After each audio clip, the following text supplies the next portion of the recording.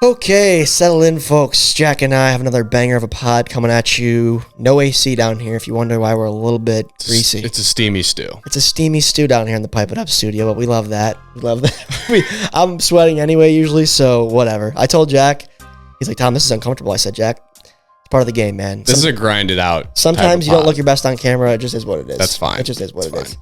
But good episode, 2 guests, as you saw in the thumbnail, I'm sure. New segment this week, which was a lot of fun to dive into. Updating you guys on our predictions and the challenge, as well as the Waffle House challenge looms over us, even though it's months away. But oh yeah, we're already talking about it a lot, so excited for it. And yeah, sit back and enjoy. This is the Pipe It Up podcast. Cue the intro.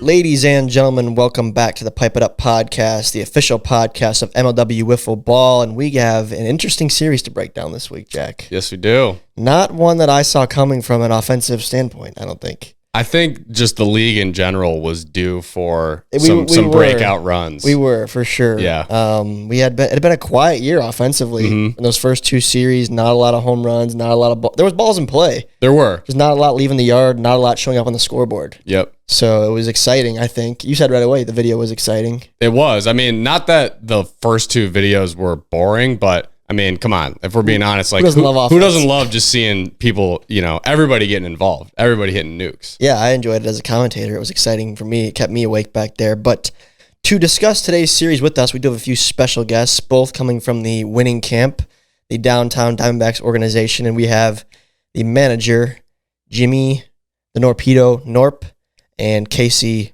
Bennett. Thank you, fellas, for joining us today. Appreciate it. Anytime, Tom. Jim, Thank you, Casey. Jim, is there a nickname for Bennett other than Benny that I'm unaware of? Because I feel like you guys are the nickname team. Is there something other than Benny? Matt has started to call him Bernie. There's also been talks of Benjamin, but nothing tops Benny yet. I like Benny personally. There's a list. I love the nickname that's actually lengthening his name to Benjamin. That's great. That's all time.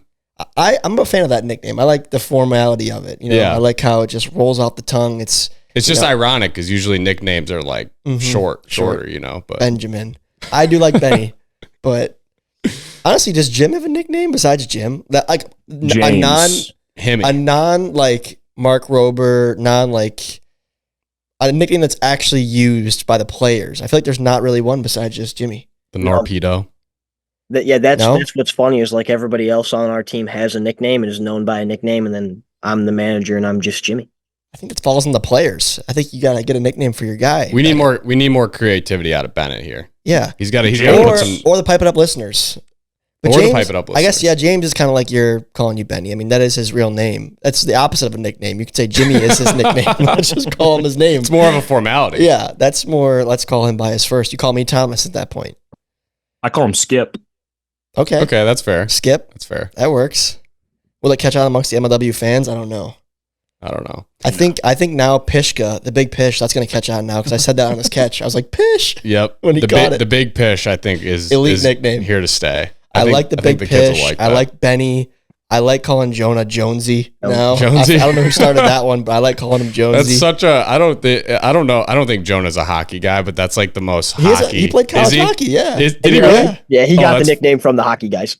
Oh yeah, I was gonna say that's like the most hockey nickname I've ever heard. You called your shot there. Holy cow! That's the most hockey nickname I've ever heard. I guess the lacrosse parallels there might have helped you out. That was impressive. You just take someone like part of someone's name and put a Y on the end of it, and that's it. I don't think that works for either you or me though. Well, your name already has one, Tommy. Yeah, Jackie. Jackie. Yeah, that one might not play as much. Did you have a nickname in college lacrosse? I mean, my nickname in high school was Swagner. Yeah, Swag. And then that just kind of got shortened to Swag, which is not really like, that's just a word. That is a word. So I guess my nickname was like more. It's not really a noun. Swag is an adjective. Is that an adjective? Yeah, it's a describing word. Let's cut to the chase here. What are you putting in the water in the Diamondbacks dugout? Correct. Said it better than I could have. What's going on, Jim? I'll tell you what. It's just a hard-working group of individuals who we want to be good. We want to be better. I mean, we're unhappy with how the season ended last year. We felt like we had a really good regular season, and to lose in the first round of the playoffs was tough. So we wanted to come out strong, and I feel like we accomplished that goal. What really is it though? Because I've discussed my practices. You've discussed how you guys do the defensive schemes and whatnot in your practices. You got guys, Jim, that are living in different parts of Illinois. You got Trey Flood, who's probably a good hour and a half away from you. You got a rookie. Of course, you and Jonah are close, but how are the fellas all seemingly improving here? What are they doing? What's everybody doing? I want to know the secrets. Well, I'm not going to lie and tell you that like me and Trey and me and Pish get together in practice, but I know for a fact that Trey's always out there throwing. He runs his own league, Bay City, of course, so he's always practicing, always playing. Benny and Pish even met up at least 1 or 2 times, I think, during the offseason when they were both in Illinois and got some practice in. And then obviously now that Benny's back in Michigan, you got me, Jonah, Benny, the other Livonia guys will still come out and get practice in. I just feel like before a series, like, we'll kind of goof around a little bit, but then when a week of a series starts coming, we get a little bit more serious and we start talking about what we're going to see from pitchers. When I'm pitching at practice, I'll try to like emulate what the other pitcher is going to be throwing us, that kind of thing, to get the guys prepared. And I just think when we get to like, you know us, Tom, we're a bunch of goofballs off the field, but when we get on the field, it's strictly business and we're there and we want to win. I wouldn't say it's strictly business, but it's business enough. It's business casual, maybe. Business cash. Business cash. Yeah. I was really glad that Kyle left in the soundbite of me calling Benny a goofball before he hit the home run. That was great. That was great. I was happy. That was an all-time soundbite. It was. And it was kind of like a meaningless home run in terms of like the game was already a bit out of reach. That's nothing against you, Bennett. Like meaningless. It all looks the same in the book. It all looks the same in the book. I'm not going to hate on you, but I'm saying in terms of the game was 8-0. Was not affected. Yeah. The outcome was not affected, and nor did I think like a comeback was going to happen, especially at that point when it only made it 8-2. But like my call there was one of my more hyped ones of the day in terms of the home runs that were hit, because I was genuinely hyped up for Bennett. Yeah. Getting a hold of one. That was awesome. Nothing like getting called a goofball and then just taking one out of the yard. I like that. I like that a lot. That's definitely the first in MLW. Mm-hmm. Was that kind of like the Chris Paul hits a 3 to cut the lead to 40? I don't know if it was that bad, but sure. Similar situations, yes. Well, when you got, your whole team kind of firing on all cylinders, Jim, and you also have, the rookie this year that you've added to the squad, I guess for you, how do you decide how difficult has it been to manage this lineup in terms of deciding who's going to play when, where you're going to put them in the lineup? Because it seems like, you have a lot of options to go to. So what has that been like for you? Yeah, that's a good question because, Jack, to be honest, it's extremely tough. And like I even told Carter coming into the season, when we knew Shima was going to retire, I promised Trey more at-bats this year. I told Trey he was going to get more at-bats, and I still feel bad because Trey went 1-for-1 in this series with a home run. And then back on the bench. But he could kind of, when we went into game 3, he could kind of see my wheels spinning, and I was like, oh, what am I going to do lineup-wise? And he was like, hey, like, just let me pitch. And I was like, are you sure? Are you okay with that? And he was like, yeah, it's fine. But Trey's going to get more reps throughout the year. Carter, yeah, it's going to be hard to get him in there for sure. I did not want to opt out of my draft pick just because I felt like Carter was a talented player. And even if I struggle to get him in this year, I feel like down the line he can be a big part of this team. But when all the guys are rolling, man, it's hard. It's hard. I definitely trust at least 5 guys right now. I think we're one of the deepest lineups in the league, so it's hard to get everybody at bats. Yeah. That first inning in game 2, like, my jaw was on the floor. It was happening so fast, Jack. Yeah. Like, the at-bats weren't even that long. It was like Ballman was putting it up there with a good amount of movement. It was just literally shot kicking after and shot screaming when the after kid's shot. like, and they score and score and It score really and was. score and score and Just score. Boom, boom, boom. Like, it was so fast. I had to take like an aspirin or something. But it was truly incredible. And like, yeah, the defense was kind of sloppy, but the balls were laced. Like, they were hard hit balls. I mean, like, plays could have been made in certain situations, but I don't think it would have changed much, man. I mean, the balls were hammered. I mean, it's a great problem to have, and things are going well when you literally insert one of your pitchers into the lineup and he goes 1-for-1 with a bomb. Yeah. I mean, that kind of just described the entire day. It really did. Diamondbacks, especially those first 2 games. So I felt for Ballman. I want to ask you about his arsenal in a second, but I don't really want to fault him too much. It was just, it's one of those things where you get confident and the whole team kind of senses it, and it's just like, who's going to do it? Like, right. When you step into that box, you know you're going to connect with something. It's a great place to be as an offense. So that inning was not going to end until the mercy was reached, I don't think. And so, yeah, we talked about the offense. I know it's tough to balance the talent, but what did you, there's one. What did you see from Ballman, Jim? Let's talk about game 2 first. He's the number 1 overall pick, big-time prospect, has talent. We've seen him at tournaments. What did you see from Ballman there in his first outing? I mean, to be honest, even like when we were scoring all the runs off of him, I didn't think he was throwing the ball bad at all. I think, like you said, our offense just really clicked. I think it was one of the craziest innings for the Diamondbacks probably in our history. Like, I can't remember an inning where we faced an actual legit good pitcher. Like, no offense, sorry, Bix Beaton. Not a Bix Beaton type we just mashed off of. Like, there's a name. Throwing good pitches. I told him we went out to eat after, and I was like, from game 2 to game 3, I didn't even feel like his arsenal changed that much or he got that better. Like, I felt like it was just a mixture of bad luck and us putting bad on ball. But I think Pat's going to be fine. I think Pat's the ace of the Wildcats. I think he has the best stuff of anybody on their team. I faced all their guys now, right?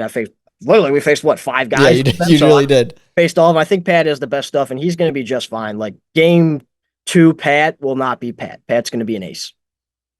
So do you think, just quickly on that game 3, because you kind of made a comment in the post-series interview about maybe just some laziness in that game 3, and he also, obviously settled in there a little bit, but on several of the strikeouts, you guys were swinging at balls, and so it's tough to kind of know from just watching the video and not being there what was leading up to those at bats. What had happened in the beginning of those at bats. Was he doing like a better job locating in that third game and forcing you guys to swing on those pitches that were, around the plate but not necessarily hitting it? Or do you think it was a little bit of just kind of lack of focus from you guys having already won the series and, just kind of playing with house money at that point? Yeah, I think I wouldn't say lack of focus, but more like, at least myself personally, I felt like my at-bats in game 3 were terrible. I felt like I got super confident in games 1 and game 2, and I was going up there, and I completely got away from my approach in game 1 and game 2 and started chasing everything, which is not the kind of hitter that I want to be or the kind of hitter that I think the D-backs are. We kind of pride ourselves at swinging at strikes and looking at balls. I always say it sounds easy, but it's not, and it's a good recipe for success. But Pat definitely did a good job mixing up pitches more. His screw drop in game 3, I will say, was better. Like game 2 to game 3, his screw drop became really good. That was a tough pitch to hit, especially, it's like the RJ effect, man. He's 6'5". Like, he throws it looked over your head gross the whole time. Yeah, it's over your head the whole time. So, because he was getting movement from, what would that be, from his right to left, like towards the righty, and it was just coming down at such an angle. It was crazy. It's kind of interesting because, Jimmy, you sort of have that like high drop ball that almost get like you're, no offense, you're obviously shorter than him. It's a different pitch and it doesn't screw as much, but they like almost reach the same height. It's just with Patrick and RJ, it's like coming out of their hand at that point. You know what I mean? And it's so high up and comes down so violently. Like it's just a tough pitch to attack. Yeah, it is. Benny got a hold of one. What'd you hit out, Bennett? It was a drop of some sort. I don't know. I think it was just a straight drop. Didn't have much screw or slide. Nothing but a chicken wing for Bennett. Yeah. Simple. But nah, Jim, you mentioned how in game 3 you didn't see much different. There was a couple things I wanted to touch on from what I saw and what I heard. Number 1, I feel like in the first game, the pitches that you guys were hitting were kind of like, they were coming in high because of his high release point, but they were kind of like coming in right at the top of the zone. They were up in the zone, elevated, and you guys are putting good swings on it. He started to get it down more. Like some of those strikeouts, he was putting that drop ball right at the bottom of the zone. Mm-hmm. Also, word from his manager, Kyle Schultz, he said that in that first inning when he got rocked, he was sort of sitting like upper 60s-ish, and he thinks that maybe the speed limit had him concerned and was mentally kind of keeping away from those 70, 71, 72 numbers, which is tough. Your first time, you don't know how it's going to read exactly with that, on that mound with that radar gun and those sort of things. So in the next game, Kyle told him, like, yo, you got a little bit more. Like, don't be afraid to touch 72 every now and then. And I think, sounds like he did. Yeah. So that also, it's only a couple miles per hour, but it definitely doesn't hurt. I think going forward, the Wildcats are planning to rely on Patrick pretty heavily. So this might not necessarily be the best comparison, but it just reminded me a lot of like Grant's first game in MLW on the mound where the Gators just rocked him. And it was like, he still pitched some valuable innings for us Definitely last year and was very solid. He wasn't an ace just because we didn't need him to be. But I see a similar thing for Patrick where, you just got to kind of come out and take your licks. It's like, It does- welcome to the league, and then stink, kind yeah. of settle in. So, And he did a good job of that. He I did, think yeah. I'm sure that was a much easier trip home for him. Long drive back to Missouri, I believe he's in. And it would have been a whole lot longer of a drive had he have gone out in game 3 and got blown out again. yeah. So I think, he had his welcome to the league moment, just like Grant did. And then he refocused, which is huge, and settled down and threw a great game. Got himself a win. 1 and 2 is a whole lot better than 0 and 3. Bennett, did you chat with Ballman at all on the sidelines in between games or during the games? I chatted with Pat quite a bit at Chili's after the game. Okay. Well, that works too. At Chili's, it's a great place to talk and discuss. But how were his spirits? Did he talk a lot about the day overall? I mean, Pat's a really nice guy. I didn't really know a whole lot about him when he got drafted, and that was kind of the first time, other than the Illinois tournament, that I got to meet him. Super nice guy. His spirits were high. He was just kind of over there joking around, saying, "You ruined my shutout, Benny." Yeah, you did. Spoiler. My bad. But yeah, no, he No, seemed, I meant like you spoiled it. The video's Pretty out, Bennett. The people have seen the video. People know. he seemed pretty optimistic about his future, and just a great guy. Nothing but good things to say about Pat. I think you gotta be. I think as a Wildcats fan, you're not upset. You'd be bummed out if you were 0 and 3, but you got Saylor, who's looking better than he did last year by a significant margin. JP had some great at bats.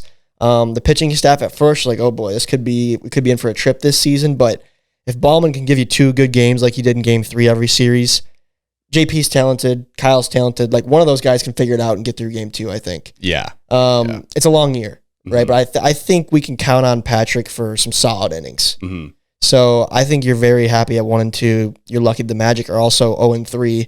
So you're actually ahead of them in the standings right now. This was big for the D-backs as well because they're trying to catch the 3-0 Eagles at this point. So record-wise, the NL is leaning more favorable compared to the AL, but talent-wise, I mean, there's been a lot of good competition so far. Yeah, for sure. I do want to kind of come back to the Diamondbacks. You guys obviously deserve the credit here for winning the series. Bennett, who would you say, just with everyone kind of firing on all cylinders, who would you say at this point is the best batter in your lineup and the best arm in your bullpen? The best batter in our lineup at this point is not the captain. I love Jim, but the big pitch, I mean, that man hits the ball harder than anyone I have ever seen. It literally, I think you can hear it in the video, like me saying it at some point, like in the background before an at bat. It's like a shotgun is going off throughout the trees when the ball comes off his bat. I mean, it's crazy. That's me, Bennett. It is Tom. Okay, if that's you, Tom, I've said that exact same thing before. I think you have. But I'm mostly kidding because for me, it's a little bit more rare. Pish is a bit more consistent with the shotgun shots at the Meadows. But I agree. I think from what I saw there, seeing the whole series, he looked the best at the plate. It was impressive. Wish he was a Mallard. But Tom wants him so bad. The kid's money. I mean, he is money. He's cool, calm, and collected. He robs that home run like he doesn't even care. Like, he's just even-keeled. The rob was unbelievable. We should talk about the rob for a second. Incredible, dude. That was like a Game full 1, extension. I think you had the call in the game, like early bid for play of the year. 100%. I mean, I don't. We've seen catches over the monster. I don't think we've seen someone tip it back to themselves over the monster. Not that I remember. Not that I remember. I know Chadwick. B. Willie kind of did it, but it was like a sloppier bob. Yeah. His pitch was just like a boop right. His in was hands. clean, dude. His is clean for sure. I think Jim, you had a pretty good angle at it, didn't you? When the play happened. Yeah, I mean, the big pitch is just an insane athlete. I think this was maybe the best catch I've ever seen, at least in person at the Meadows. My thought process going through is when Kyle hit the ball immediately, I thought it was foul. Like, I thought it was way foul. And then I heard Jonah saying, coming back. Jonah did call it. Yeah, Pish leapt though, man. And like his hand was like a good 4 feet, like extended over the fence. Like it was way gone. That ball was way gone when Pish tipped it back in. It was an unreal catch, man. You could kind of hear in my home run call, like I did have a bit of like uncertainty in my voice, but it wasn't because of the distance. It was because of the fair foul thing. Yeah. Mm-hmm. So that's why I was like, I think it's going to be gone. But then when he tipped it, I was like, oh, like I didn't think there was a chance he was touching that ball. Because a lot of guys jump, or try to make an effort at it. I did not think Pish was touching that ball. I was shocked. We've had a couple exciting home run robberies now already. We have. And I mean, even Jim got one. Jim's wasn't as glamorous, but it's still, that saved 4 runs. Is that a grand slam, Jim? Yeah, I would say that my rob should have been caught, though, and Big Pishes had no business being caught. Yeah, I agree. But like that catch changed the whole dynamic of the series. Oh, yeah, it set the tone. Because the D-backs had a big lead. Yeah. And then that would have brought the Wildcats right back into the game. I mean, there was a few of them. I mean, like Jim said, I mean, his probably should have been caught and was caught. But, I mean, there were a lot of instances, like in every series, where the Wildcats are a few inches away from glory, and the games look a lot closer. Yeah, I think. Well, I think the result on the scoreboard for the Wildcats offense in Game 3 kind of reflected how they swung the bats all day. To be honest, yeah, like they had a couple near misses on home runs. They put the ball in play a lot to the fence. Jonah caught a few in right field near the wall. So yeah, I think it was kind of like the tip of the iceberg in Game 3. They finally got rewarded for their good swing. So again, being 1-2, a lot of positives. Same goes for the Gators, to be honest. They're also 1-2. I think the Wildcats played well. It was a weird series where I expected it to be closer games, but overall, both offenses shined at times. We saw flashes of greatness from both pitching staffs. So yeah, the follow-up question to that, or the part B to that, Bennett, who's the best arm in your guys' bullpen? Oh, I mean, we have 5 guys who are truly capable of pitching in this league in our bullpen. As we pitched through an inning, gave up home run to Nicholas, but really, who didn't? Nicholas. Another unnickname. But I mean, Trey, of course, if you're going with Jim as our starter, I think Trey's our best number 2. I am very confident in my own ability to be a good pitcher in this league. It's been a work in progress, but I do think I can be solid out there. I mean, Jim's our best arm, I think. 1A1, Trayton right behind him. I'm confident in myself. I'm putting myself right there after. We have a deep pitching staff, and I love it. I like the confidence from Benny. I like it too. I got a question, Jack. Okay.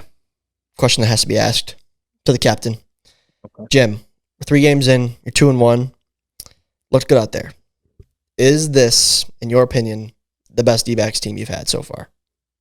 Yeah, I think so. I think just based on how talented the league is right now, and the fact that we have such a deep team, I think it's the most talented team. I think offensively for sure. Like year 2 Pish is scary, man. I don't want to give away any managers like any tips, but there was one weakness I felt like Pish had in his game last year. And again, I'm not going to tell you what it was, so you guys can try to exploit it, but he did not do what he did last year. He looked like he figured that out. And if he continues to keep doing what he's doing, he's going to be a problem. He's our best hitter in our lineup. I think he's a top 5 hitter in MLW, maybe more than that. Like he's scary. Defensively, we're fine. Like I was worried, I was like, oh, we lost Shima. Like that's his thing defensively, and Pish has stepped right in, and he's just a freak athlete too. So, and then our pitching staff wise, I feel like I've put in more work than ever, and I'm a better pitcher than I've ever been. And I think Trey Flood's even better than I am. So I think we're just scary in every aspect of the game right now.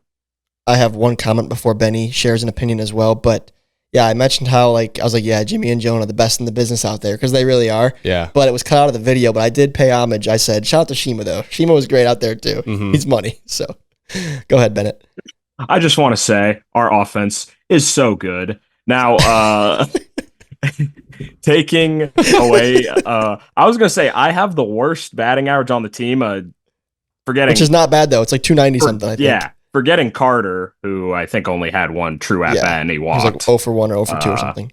But I have the worst average, small sample size, of course, at like 290, which is what Jimmy hit last year or around there. And that's just crazy. Everyone else above, like Jimmy and Joan are like 380, 375. Pish is hitting like 450 or something. Yep. We're kind of sweet. We're only one series in, Benny. Slow. Don't matter. We're sweet. We got a long season, brother. Well, yeah, we had the early candidate for play of the year with Pish. I think we did have the early candidate for quote of the year as well. I love Jonah's like, we're not the D-backs. We're just back. We're just back. Jonah loves saying that. That was a great quote. When we were at spring training, both of us hitting home runs. He's like, Tom, we are so back. I was like, we are so back, Jonah. What definitely was back was the Diamondbacks' great, just stellar defense. Oh my gosh. Tom made a comment. I think the word you used was methodical, because it just seems like it's just kind of routine, like going about their business, just doing the right thing every single time. I guess, it doesn't sound like you guys were really able to get a ton of like team practices like all together, but how do you guys so consistently get on the same page? Because I feel like the Magic last year, we went through bouts where we were playing really great defense, and then, you know, even in our first series this year had some areas I felt like we probably could have cleaned up. So like I'm just asking out of curiosity, like how do you get all of your guys on the same page? Right. I think, Jack, like the simple answer to that is really just talking about it. Like not only when we're at the field, like, and I'll step off the mound before a play and be like, hey, Jonah, ground ball to me, you be here, Pish, you be here, that kind of thing. But also like going through scenarios before a series. So like in our group chat, we'll text Pish, like, hey, Pish, like if runners are on first and third and there's a ground ball to me, I want you to be here. And one thing that like Shima and Jonah were so good at is I didn't even have to tell them. Like they just knew where to be. And Pish is already kind of the same way now. Like he already knows where to be. And for me and anybody, like ground ball hit to anybody, when you know where somebody's going to be and you don't have to worry about that, it's one less thing off your mind and you can just focus on making the play. Mm-hmm. Mm-hmm. I actually have a question about the big Pish. What a talent that guy is. Have we talked about Jim though, like the origin story of Jacob Pishka? Like we talk about that ever? Where did you find this kid? Why did you decide to draft him? I'll share what I know is like I knew he played in our tournament once or twice. I was familiar with his team, and like they always competed, and I knew like he was like one of their better hitters. But out of all the players that we like see out there at these tournaments and guys that are in Michigan or closer that you know better, why Pish? Yeah, so it's a pretty good story. It's a short story, but a good one. So Pish brings a team to the Midwest Slugfest every year. They're called the Sticks. Good group of guys, like playing them all. And I think it was 2021, my team played Pish's team in the championship game, and we ended up beating them, but it was a game where, you know, we have Sailor on the mound throwing 95 miles an hour or whatever. Sailor can and like, and Pish was putting up good at-bats still, even like off of that. And it's also funny because when we drafted him, like Kyle said, Jacob Pishka, pitcher, Sticks wiffle ball. And like that was never my vision for him. Well, I think he can pitch. I think his bat's incredible for sure. But just like after that championship game, I was like, so where are you actually from? And he told me where he was from. And I was like, oh, how far is that from Michigan? He was like, it's about 6 hours. And before I said anything, he was like, so far. And I'll make the trip. I like that. This guy's in. So then we drafted him the following year. And absolutely steal at 6, by the way. I mean, this guy's incredible. Sounds like you made the wrong choice in 2022 at the 8 pick. Yep, that's the one pick I screwed up there, taking Casey. Let's not forget Casey Bennett to right field on opening day, just electrifying the Meadows and the world at the walk-off shot to right. That was so sick. Close my eyes. I was in disbelief behind the plate. I was like, did that just happen? It was so cool. Unreal. Jim was freaking out. A lot of good moments. A lot of good memories from this league, but that's cool. I shout out to Pish for... I could just hear Pish's like mundane voice being like, I'll make the trip, and just like looking at you with a straight face. Totally serious. Totally serious. That's sweet though that he was like already thinking about wanting to play. I didn't know that. Yeah, he was a step ahead of me for sure. Yeah. Can I share a story about the big Pish? Oh, 100%. It's a podcast. Is what this is for. Okay. So let's just say my tournament teams that I like to bring to, we've been to both the Midwest Slugfest and the Mitten tournament, the Hoppers. We have had quite a few run-ins with the Sticks and Big Pish. Okay. And we have both sent each other home multiple times. And there was a time before Pish was in the league that I was not, in a competitive way, I was not the biggest fan of Pish. We go. I swear, every Sunday. I mean, they send us home. I think we sent them home once a bunch of years ago, but they normally get the Hoppers. What's the all-time series that you think, Benny? Hoppers, Sticks. It's pretty close, but I'd say they have the upper hand probably.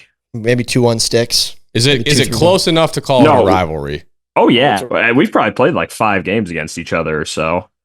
What's the biggest rivalry? This is now the title of the YouTube video is a quote from Bennett. I'm not the biggest fan of Jacob Pishka. No, but when Pish got in the league and I truly got to like talk to him when I first like truly, I mean, I'd always talked to him at the tournaments, but met him in the league when we, his first series last year was Detroit. I don't think he was at our Preds series. Correct. I mean, right away, he just fit us right away. He fit in the vibe of the D-back dugout, and we love the big Pish. I'll tell you, if I walked into a D-back dugout without knowing anything, I would leave there being like, those guys are the weirdest bunch I've ever met in my entire life. There's so many like isms in the D-back dugout. Like they have their own language, their own things they say that make no sense, but I believe it. It's fun to be around. My pitch story is he was coming to that Detroit series, his first outing. And I think I DM'd him on Instagram. I was like, yo, do you have a place to stay? Like, do you want to stay the night or are you just planning on driving home? He's like, I might just drive back after. I was like, dude, it'll be like 10 p.m. You have a 6-hour drive. Like, don't drive back. He's like, okay, so like, can I stay at your place? I was like, yeah, 100%. You could stay here. So he went out with the guys for like a team dinner after that Detroit series in Detroit. And then I just came back here. And then around like, he's like, I'll probably be home at like 11:30 or midnight. So I set an alarm. And I woke up and I like texted him. I'm like, you almost here? He's like, yeah, I'll be there in 5 minutes. So I like woke up, let him in, gave him like a towel and a change of clothes like to sleep in. Then he just slept on the couch. And then in the morning I said goodbye going to the gym. And then he was mysteriously gone. See ya. That was my first run-in with the Pish. Good guy. That was very hospitable of you. Thank you. Yeah, I was hoping he wasn't a serial killer or anything. But I figured if Jim trusts him, I trust him, you know? That's fair enough. But good guy. A lot of good guys in this league. That's our favorite. It's our favorite term on this podcast, I think, is he's a good guy. Just good guy. Just good guy. But that's all I have for these two. Do you got anything else? Oh, no. One more thing, Jack. Yeah. We got to talk Sailor to these two. Because I heard some things that were concerning to my ears before we pressed record tonight. His mustache? No. The mustache is phenomenal. No, I know. It's awesome. It's no, from the commish. Oh. Is it true that Matt Carlington has been training Nicholas Huel Sailor with the bat? Jim, can you confirm? I don't know. So, yes and no, I guess. Matt definitely gives him hitting lessons. And even yesterday, we were all together, and Matt said something to me like, we went back and we watched the footage from the game, and something about every time Sailor was here, he hit a home run. And every time he was here, he grounded out or something like that. So, yeah, Matt's all over him, I guess. But whatever he did, it's working so far. So, Matt deserves a raise, I guess, at this point. I don't know if he deserves a raise. Is he getting deserves to be paid? cut? Yeah, what are you talking about? For you, you might want to cut him. This is a problem for me. I don't care if he's in the American League. You can't be helping other guys. Matt, that's why I drafted him. Take him out of your corner. If you get cut, Matt, I got a spot for you. I got a spot for RJ if you ever cut RJ, by the way. I'm not cutting him. Okay. Just wait for that guy to face Ryan Cratch. He's done. Matt, you're on thin ice, pal. You are on thin ice. That's all I got to say. But okay, that's all I had for these two. You got anything else? How's Shima doing? Oh, how's Shima doing? Good question. You know, Shima's doing very good. He's going to be happy you asked that. We play pickleball probably 6 days a week, me and that kid. So that's his life right now. Pickleball, gym, basketball, and work. He actually got a job at the police station, so still trying to become a cop, and so far so good for him. So all good things out of Michael Shima's corner right now. That's great to hear. Similar question to the Hoppers and the Sticks. Is the Knorp Shima pickleball battles, are those close enough to be a rivalry? The all-time score? They're definitely close because you know what? He's going to tell you that he's better than me, and I'm going to tell you that I'm better than him. So, yeah, it's definitely close. Okay, that's good. Well, Jack, you know what the biggest rivalry in sports is, right? Stop it. He knows where this is going already. Stop. What is it, Tom? I was hitting the board. It's Benny and the board. The I board was being the hitting strike zone. it. I only walked one guy. No, Benny, I already publicly said I'm not bullying you anymore. I'm done. I support Bennett. But it's a big rivalry. No longer it's cool a to rivalry bully that you, has to be mentioned. It's a big rivalry. Mm-hmm. I gotta win. Bennett and that board, big rivalry. But I appreciate you gentlemen joining us tonight. It's always a good time, and I'm interested to see how the season fares for the D-backs. Definitely not a team that I want to run into from their offensive. Mm-hmm. You know, I don't want to put my guys against those guys. So no. we'll get ready. We'll gear up. We'll learn from our matchup in the regular season. Hopefully we make the playoffs, and then take you guys out if we have to. But see you in Miami, Tom. Oh yeah, we'll see you in Miami. That's coming up. Next series for the two of us. So that'll be a fun one. That'll be a competitive one, but it'll be a fun one for sure. But all right, fellas. Appreciate it. Tom, thanks for having us. Jack, take care. Goodbye, Jack and Tom. All right. What a duo, those two. Yeah. That's the D-backs for you guys. If you couldn't tell, they are legitimately goofballs. Making their case for being the Vibe Tribe. I mean, they are a Vibe Tribe of their own. Making their case. They're of their own Vibe Tribe. They are very much so. It's just like their own thing. Yeah. I wouldn't say it's a universal vibe. It's just like the D-backs. They're just back. They're just back. The downtown back. So, series notables. There were some interesting stats from this one we had to pull. Shout out to Stats Sean Huff, for providing me with some numbies today. Appreciated that very much. This one I pulled to start us off. Oh. 32 total runs in this series. I believe that is the most in a regular season series since the Eagles and the Diamondbacks in 2021. That is a disgusting amount of runs. 32. And that was after a 1-0, 1-0, 1-0 series. So from 32 to 3 with the last two. That's series, a ton. That's so much. That's a ton. But I was surprised, though. There was some series that were at like 28, 29, 30 in the last few years. But Eagles, Diamondbacks in 2021 was 32 exactly. And then the series before that was opening day, Cobras, Gators, and that one I think had 34 because there was 27 runs in one game or something like that. So it was electric, like I said. I mean, it's hard to not enjoy a video of just people hitting bombs because there were still sick pitches too. Yeah, it was. But it was just a great series. We just like bombs. It was a great series. There was 9 pitchers that appeared in this series, and that is a record. Mm-hmm. Since the draft in MLW, to our knowledge, the previous record was 8 pitchers appearing in one series in St. Louis, Jack. Yeah. There was 8 arms in that one, 9 in this one. It felt like every other inning it was Pally Card's pitching change. Part of that, I think, is both managers trying to get some guys reps. I think there's also not a coincidence that we saw 32 total runs and 9 pitchers because it was just the games got lopsided, so then the bullpen just got emptied. Yeah. So it just kind of worked out that way. There was also 9 home runs in this series, which is crazy after only having 1 in the previous series that wouldn't have even been a home run if it wasn't touched. Yeah. And then opening day had 2? Mm-hmm. So 9 in this one, and that was the most in a series since the 2022 matchup between the Preds and the Gators. That one had 10 bombs, which is insane. That's a lot. Couple of stats about the D-backs, Jack. They had multiple hits from 4 different players, 5 players with RBIs, and the only player that didn't have an RBI was Carter Richard, who got like 2 at-bats. Yeah, everybody was just raking. And like Bennett kind of rattled off some of the stats, but yeah, the team average is like 390. Bennett's average is the worst besides Carter Richard, which is he's like 290. Yeah, it's just a phenomenal day for the offense. Yeah, I mean, it's one series. No, it is, but I think they deserve all the credit for what they did. Think about it though, dude. Like, I know these guys, and let me preface this with saying I love Michael Shima, but Michael Shima is not the hitter that Jacob Pishka is, dude. No, I know. I do agree with your question and his answer of that this is the best Diamondbacks team we've seen, for sure. It's one series, but it's not like they don't really have any, like, to me, they don't have any, like, streaky contributors, in my opinion. Right. To me, like, Jimmy's been at it for a while. Jonah's been at it for a while. Even at their average, they're solid. Right. They're solid contributors. I think Pishka had an above average day, but I think his, like, median is above average. Right. In this league. So there's 3 out of 4 guys that are, like, upper echelon all-star player type hitters. Yeah. No, it's a gauntlet. Those 3 will probably make the all-star team this year.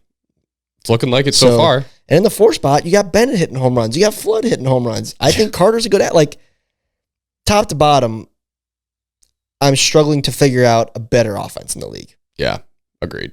I'm not saying it is a streaky sport, and in any given day can change your season drastically. Mm-hmm. But on paper, like, playing to your average, golfing your handicap, like, they are top tier in my opinion. Agreed. The team to beat, I'd say, from an offensive standpoint. For sure. So, when you put up 10 runs back to back, it's kind of hard to argue that. Yeah, it is. And I know the sample size is small, but just trust me on that, guys. This is going to be a scary team. I also wanted to mention just the drastic change for Ballman, which was absolutely huge for the Wildcats. He did give up 8 earned runs in just 0.2 innings there in Game 2, was pulled after being mercied. Comes back in Game 3, shows some poise, goes all 3 innings, almost shut him out besides the Bennett home run. Mm-hmm. Those are his only 2 earned runs. So just a great bounce back performance. I think one that we'll look back on is like he proved himself. Yeah. That's why you knew he was worthy of that number 1 selection and be a big piece of this Wildcats team for years to come. I agree. But anything else that stuck out to you that I didn't mention already? No, not from this game.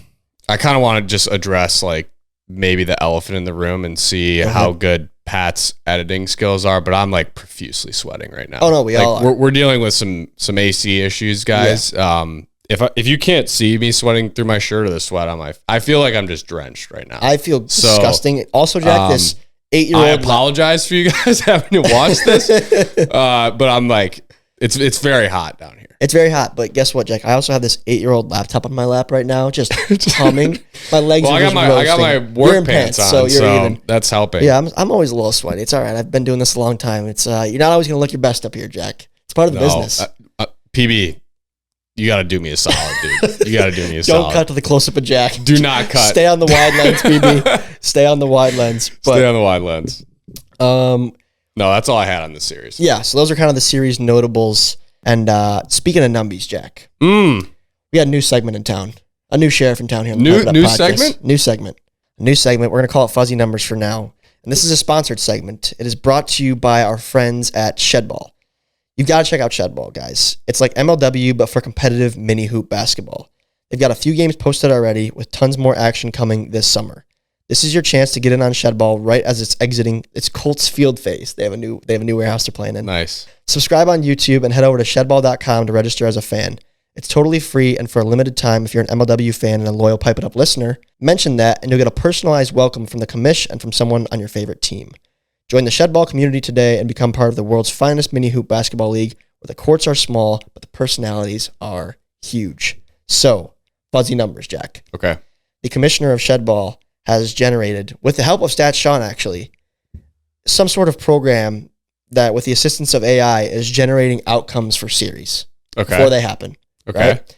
So I provided him with the lineup of the upcoming Cobras versus Preds matchup. Okay. And he has spit out some numbers for us, which we are going to react to live on the podcast. So here we go. So we're officially an AI podcast now. We are. We support AI. Okay. It's inevitable, so we got to just go with it, right? If you guys were wondering You our can't- stance on AI, you now know. We can't fight AI. No. It's inevitable. If you can't beat them, and I don't join want them. the robots to kill me first, Right. you know? So we're going to join We're trying them. to play nice with the robots. Exactly. And that's what Fuzzy Numbers is all about. So here we go. Let's check out what Tim has to say.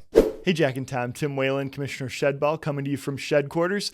I'm here to provide you the AI simulation for the Cobras versus the Preds. Let's jump right into it.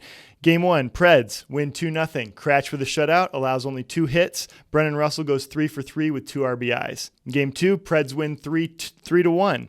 Cratch goes 2 for 3 with 1 RBI. In Game 3, the Preds win 4-2.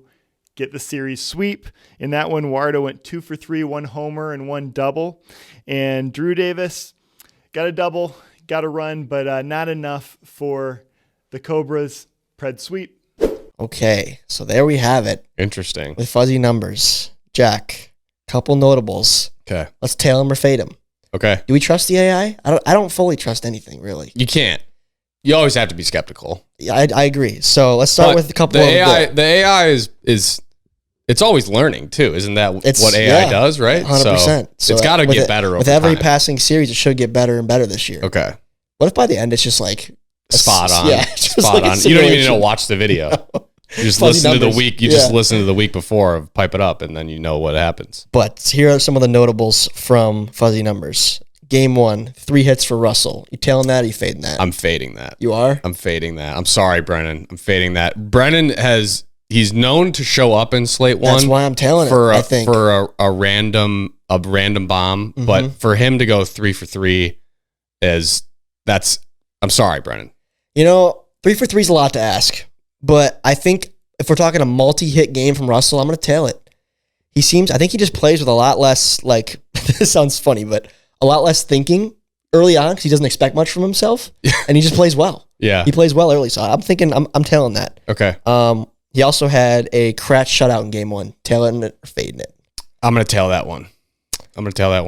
Cobras, Drew seems to show up early on too. I'm going to fade it. I'm going to say they get on the board. Okay. Maybe a Okay. solo shot. I mean, Cratch has been, he's coming off baseball season, like peak form. Like, Yeah. I think he'll just be locked in, locked and loaded. Okay. He also had Warda homering in the series. You tailing that or fading it? I'm going to tail that too. I mean, Warda, he probably averages a home run per series, like over at least the last few seasons of his career. I'd love to see what the numbers are on that. I'd say he's but a little shy. I'd say he's putting like maybe a little I'd say shy, but 0.7 home runs a series for Warda. that sounds about right. Because 5 is no easy task in this league in the regular season. No. But if you round up, then you're at 1. Yeah, that's true. Is that official, Sean? That's official stats right there. That's official stats. If you round up, it's 1. I'm gonna tail it too. I got Okay. Warda going deep. I think he's gonna get 1. I think so. Last but not least, Preds sweeping. Now we already made our predictions a few Yeah. weeks ago, which we'll talk about in a second. But what do you think? Are they getting it done with the sweep or not? You said 2-1 I'll stick originally. with I'll stick with the original. What I originally said. I'm gonna stick with the sweep. So I'm going to tail this one too. I'll fade this one. So we'll see. This will be the first time we've ever had these fuzzy numbers, these AI generated numbers. Thank you again to Shedball and Tim Whalen. But I'm curious to see not only this series, but over time, like if it ever just like nails a series. Yeah. Because like you guys got to let us know it should too. get better. Yeah. It should get better. But you guys got to let us know in the comments too, whether you're tailing or fading these notable ones that we talked about. And we can even let us know what you want to see from this system. Who knows what this robot is capable of? I mean, at this point, you can't. The possibilities could be endless. They really we could don't be. know. We don't know. It's just a numbies and a model. With the Shedball mind combined with Stat Sean mind. Yeah. I'm not sure there's any limits you can put on this thing. I mean, we're building like a stats super team. We right really now are, is what we're doing. which is what we've been trying to do for years. Right. We've been working for this for years. Yeah. I mean, yeah, we've been working for decades. AC in the studio is like all I really care about right now. That's it. That's pretty much it.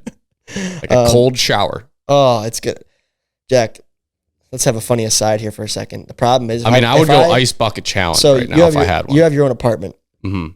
If I drive home from this podcast and turn on the water, my dad will lose his mind. He'll be like, "You're not showering. You don't need to shower." I guarantee you. That's the con of living at home. He doesn't like you using water? No, not at all. Why? I'm on like a shower timer every morning, dude. I swear. The days that he works from home, you gotta go cold shower then, because you won't be in the shower as long. Yeah, I might need to just say, "Dad, I need this one, man." Dude, you have to shower. I agree. I'm telling you have to shower. No, you can't. Look, you can't. I don't want to know what I look like right now. You can't. Okay, thank you again to Shedball. It was a lot of fun. Yeah, looking forward to that segment moving forward, and we'll see how the fuzzy numbies do. Let's do it. Fuzzy numbies. But prediction update, Jack. Tough week for me. I did have the Cats 2-1. You're the D-backs. You're the D-backs 2-1. So you got the bonus point You're too. Getting closer and closer to those 5-2 is the scoreboard. It's so early. You can't say I'm getting close to Waffles right now, Jack. You're closer than me. I'm closer than you, but it's a long game, Jack. It's a marathon. No, there's a lot to go. I'm pacing myself. Just like the challenge, it is a marathon, not a sprint. Exactly. So I have been thinking about it more, it being a reality, and I did some research since we talked about it, where I'm like, I could eat 24, and I was like, that's not going to happen. I have a proposition for you, though, Jack. Okay. So again, the score is 5-2. This upcoming week, you have Preds 2-1. I have Preds sweep. Mm-hmm. So we might both earn 2. One of us could earn 3. We could both earn 0. Those are the possibilities. Now, with the Waffle House thing, given that from my research, I'm thinking like 8 to 10 waffles is the most one human can get down in a 24-hour time span. I have 2 ideas. Okay. Number 1 being, what if they don't have to? It'd just be a text message saying, "Hey, we're doing this. Come out if you want." If an MLW player shows up to the Waffle House and eats a waffle, I think it should knock off 15 minutes. 15 minutes? So if one soldier, say Dan Schultz, wants to show some sympathy for myself or you, that guy puts on his brave face and takes down 3 big waffles. That's 45 minutes off your clock. Yeah. You think that's fair? I mean, I'm going to be honest. Like, the regular challenge, I also did some research. It's a bruiser. Also reached out to some friends to get their thoughts and opinions and whether or not they had done it. And yeah, I mean, I think you're going to be in a Waffle House for like at least 12 hours. Like, yeah, I think it's a block your calendar. It's that like day. all day. It's like Saturday morning, wake up, get there, and that's your Saturday. You'll be home for. I mean, bed. you're going to have to get there at open. I'm already strategizing, Jack, a little bit. I think it'd be a 5 a.m. wake up for me and go work out as hard as I could. Just burn some calories, just to get hungry. It's not just a bad get hungry. idea. That'd be my strategy. But so that's one idea, Jack, is 15 minutes. You simmer with that for a week. Yeah. Another idea I had is I've heard that the Waffle House employees are not huge fans of this thing. Really? I've heard because I was thinking about that. If it was like, they liked it. I mean, we're good guys. We're not going to cause a disturbance or anything, but still, it's someone there the whole day you got to kind of take care of. So the idea that I mean, if you're Waffle House, how do you not like people coming in and eating waffles? I don't know. I've just heard that it can be. I think if people are obnoxious about it, then it's kind of a problem. Okay. But again, we're respectful dudes. But another idea I had is if we did a live stream or whatever, and people could donate.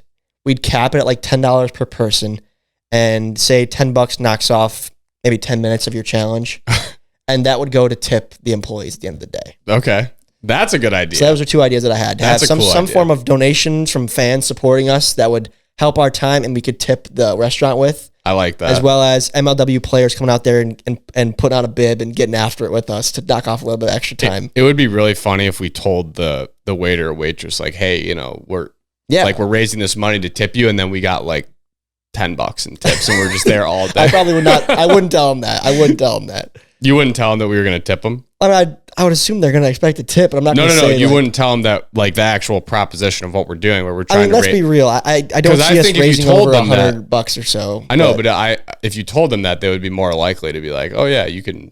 That's true. I'm not going to be, upset that you're doing this. That's true. Because it sounds like they don't really prefer you to do that. Just from, again, I looked at like 2 things on Reddit, and someone was like, I've heard like this is getting so popular from fantasy football, like the people at Waffle House are getting sick of this kind of thing because every weekend some guys coming in and doing this challenge.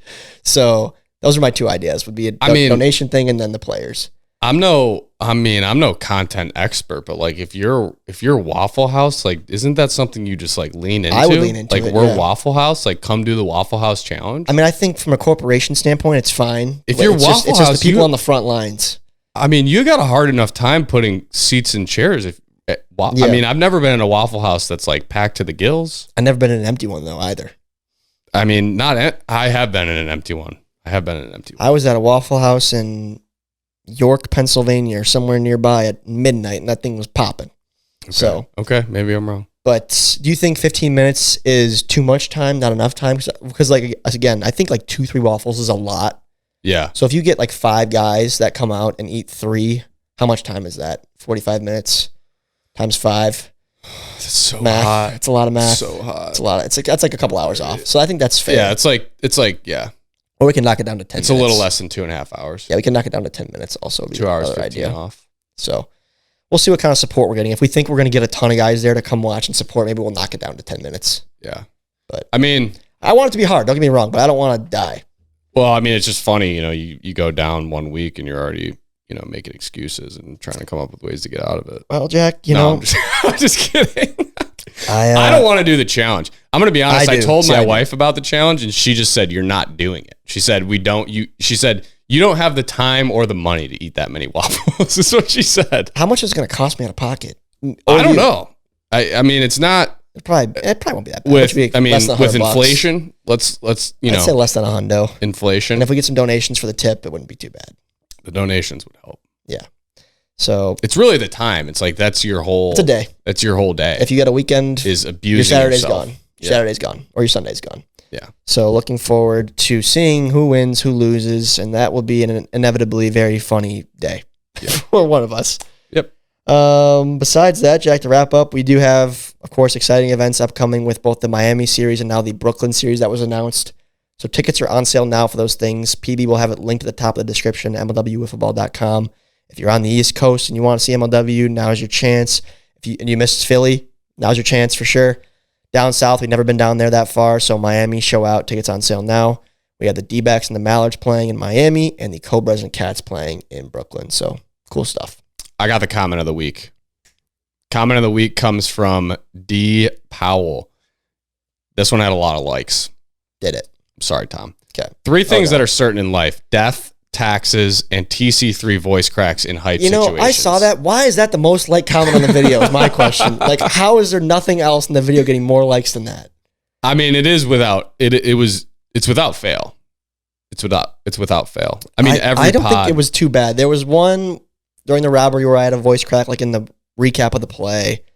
I actually thought you did a really good job, and I didn't really notice the voice cracks that bad in the video. I just thought it was a funny I did scroll through. I saw a lot of support, and I appreciate that, guys. That's nice of you guys to comment that. I don't think I'm that special, but I do take pride in trying to do a good job and put on a good show, so I'm glad you guys enjoyed it. Fun to be back out there behind the camera for sure, and it was an exciting series. So you did great. Thanks, Jack. I appreciate that. But next week, we will be doing not only the recap of the Cobras versus the Preds, Jack, but also we got to make our predictions for Slate 2. Oh gosh, it's also, I know it's important. It's very important as we're seeing with this. What's at stake here? Yes, because before we didn't have a challenge set in stone when we made these picks. Now we do. It's also episode 200. Oh, and it's Memorial Day weekend, so we'll see what we can throw together for 200. Are we gonna do what we said? I kind of want to, so we'll see. I think we should. We have an idea. We do have an idea. Yeah. Idea number 1 is to get the AC back on down here. If we can pull that off, yeah. Idea number 2, I'll start putting things in motion tomorrow. Yeah, the idea is to call the AC repair guy. Yeah, that's the first idea. And then we'll have him on the pod. Well, he can repair it while we do the pod. But all right, guys, appreciate you tuning in. It's been a pleasure as always. Another fun pod. I hope the fans are enjoying these. I'm having a good time this year. I am. With what's at stake with the Waffle House thing and getting more guys involved, I wonder, let me know what you thought of the multi-guest interview, Benny and Jim. Do we want to do more duo guests, maybe even some trio guests? Give us some feedback. It's up to on you that. guys. I mean, yeah.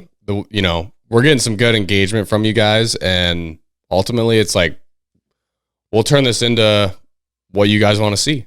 If it's time eating what you guys waffles want to every hear. week, I can just eat at waffles every week. Yeah. I mean, we can just turn the AC off and... Well, today, Jack, I was training, real quick, funny story. But the reason I'm excited to do it, Jack, is because I'm just a serial overeater. I always overeat. It's just what I do. But today, my aunt wanted to take me out to lunch, shout out to KK, for my birthday, which was last week, but we never hung out together. And so I met her at the mall, and just, what didn't I eat, Jack? I mean, we went to a restaurant, we sat down, and she's like, we should get an appetizer. I was like, I don't need that, because I knew I was going to eat too much. So we ordered like this flatbread pizza thing that I probably ate 2/3 of. And then I got a wrap with sweet potato fries, and the fries were mounted a mile high. Yeah. Just a huge plate of fries, this wrap, clean the plate. Yeah. And like I knew I didn't need all those fries, but it's like they're there. They're on the plate. Then you paid for them. Then they bring me a slice of cheesecake for my birthday. Yeah, take that down. Oh yeah. And then she's like, See you last time I later. was here, there was a really good lemon cake. Do you guys still have that? They're like, yeah, we still have lemon cake. Oh, sure, I'll get a slice of that Why too. not? So just, I couldn't walk around the mall after that, dude. You're training for the Waffle House. I've been training my whole life. You're expanding your I've stomach. been training my whole life for this. I really have. But if you do it, I will guess maybe not try next year. I'll just throw the challenge if I win this year. Who knows? It's an exciting challenge. If I lose, I will be excited to try it, but then come about 2 hours into it, I will probably want to die. All right, well, let's wrap it up. We're sweating. We got a shower, but appreciate you guys all tuning in. Jacob Pishka, the Big Pish, works at UPS, and we'll see you all next Wednesday. Pipe it up, pipe it up, pipe it up, pipe it up, pipe it up.